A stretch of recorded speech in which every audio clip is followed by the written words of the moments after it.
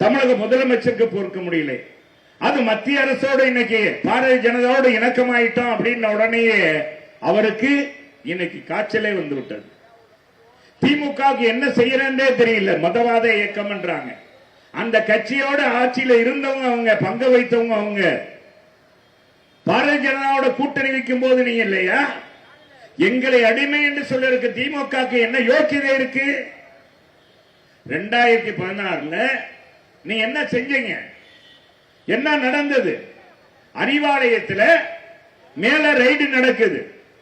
தயாளமான கேள்வி கேட்டுக்கிட்டு இருக்கா சிபிஐ. கீழே கூட்டணி பேச்சுவார்த்தை காங்கிரஸோடு நடந்ததா இல்லையா? இல்லை என்று மறுக்க முடியாது. 2011 எந்த காலத்திலும் திமுக காங்கிரஸோடு கூட்டணி வைக்காது என்று சொன்னவர் தானே கலைஞர். அதை காட்டிலும் நான் காங்கிரஸோடு கூட்டணி வைத்தால் பிரச்சாரத்துக்கே போக மாட்டேன் சொன்னவர் தான் இன்றைக்கு இருக்கிற முதலமைச்சர். அவர் தான் இன்றைக்கு காங்கிரஸை இன்னைக்கு கட்டிப்பிடித்துக் கொண்டு இருக்கிறார். இன்னைக்கு கூட ஒரு சின்ன சம்பவத்தை நான் ஒன்னு பத்திரிகையில பார்த்தேன்.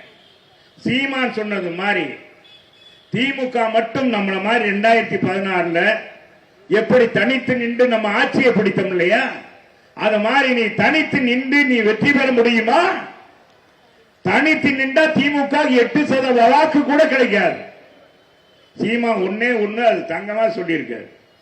பிளே ஸ்டோர் மற்றும் ஆப் ஸ்டோரில் இருந்து பாலிமர் செயலியை QR கோடு மூலம் பதிவிறக்கம் செய்யுங்கள். செய்திகளை உடனுக்குடன் பெறுங்கள்.